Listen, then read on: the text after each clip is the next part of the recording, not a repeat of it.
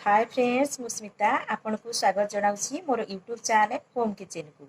आज मु आपन को पई एक सुंदर पिठा जाकि समस्त आम जानिचे जहाँ नाम हूँ चितौ पिठा जाकि श्री प्रभु जगन्नाथ पाखे चिता लगे अमावास्या रे भोग लगी थाए से पिठार रेसिपी मुझे आपन पाक नहीं आसी। यह केवल अरुआ चाउल और नड़िया प्रस्तुत होता है।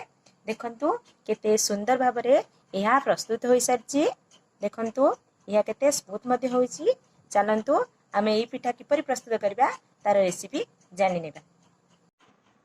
आपण देखि पाथबे मु एटारे 200 ग्राम अरुआ चाउल नेछि जाके मु 3 रु 4 घंटा बतुरे देछि। देखि पाथबे यह बतुरी की किबळी भांगी जाउछि एवं यह मु बसुमती अरुआ चाउल नेछि। आपण चाइले जनरल पिठा करे अरुआ चाउल मध्य नै परिबे। यह पई मु नेछि गोटे बड़ नडिया जाके मु भल भाबरे कुरी करी नेछि। आपण मध्य यह को कोरी करी नै परिबे तो छोट छोट पीस रे मध्य आपण यह को काटी परिबे।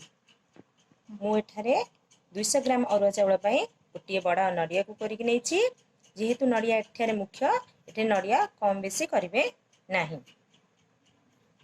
तापरे हमें गोटे ब्लेंडिंग जार रे हमें अरुआ चाउल को एवं नडिया को मिसई की ग्राइंडिंग करने बा। हाँ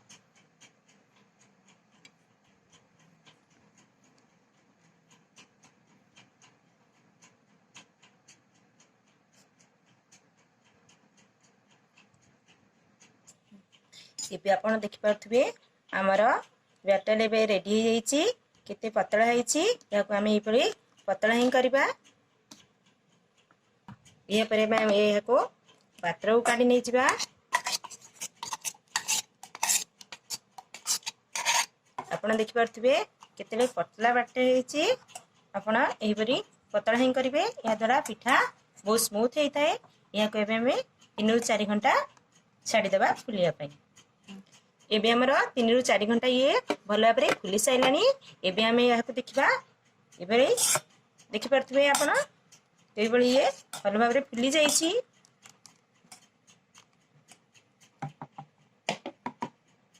एबे हमें एथरे ऐड करबा स्वाद अनुसार लूण।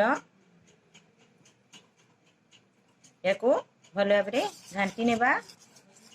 तापर हम ऐड करबा अल्प बेकिंग पाउडर जा फल कि यह पिठा को बहुत स्मूथ करिबो एवं यह भल भाबरे फुलै थाए। चलंतु एबे हमरा पिठा बनेबा काम आरंभ करतबा। प्रथम हमरा गैस को ऑन करि नेबा। ताव किस समय हमें गरम होबा छाडबा। एबे हम देखि परछे तावा भल भाबरे गरम हे गलानी। एथरे हम किछि गुआ घी ऐड करनेबा। मु एठारे गुआ घी देछि। आपण चाहिले एठारे रिफाइन तेल भी यूज कर परिबे। तेल पे गरम हो छाडबा। टीवी आपण देख परथिबे तेल हमर भल भाबरे गरम होई आसलानी। एबे हमें एठारे एही पई पिठौ दबा।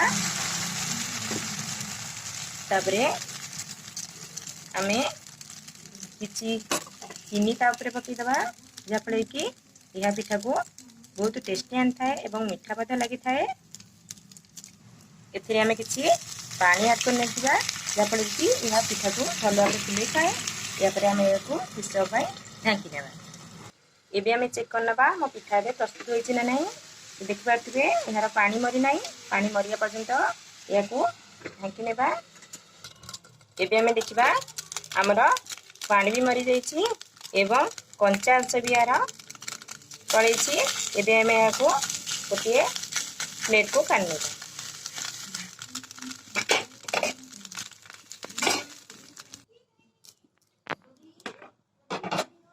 एही परि भाबरे हमें अन्य समस्त पिठा भी बनै नेबा।